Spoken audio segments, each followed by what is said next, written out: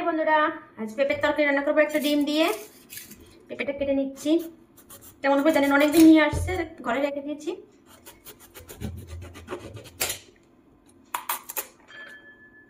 না, কাঁচা আছে এখন, এটাকে কেটে নেব।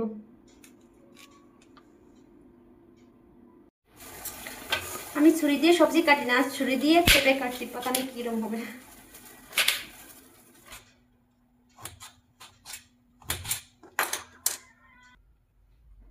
পেঁপে আলুটা ছুরি দিয়ে আজ কেটে নিয়েছি।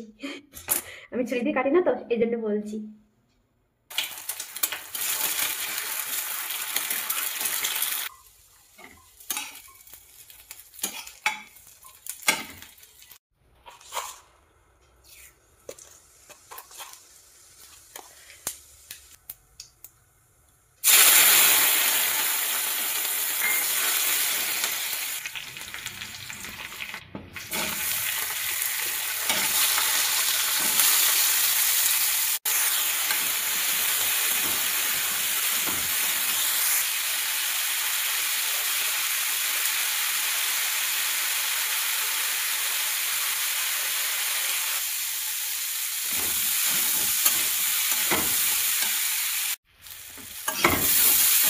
পেঁপের আলুটা সুন্দর করে ভেজে নিচ্ছি, কারণ একটা ডিম দিয়ে রান্না করছি তো।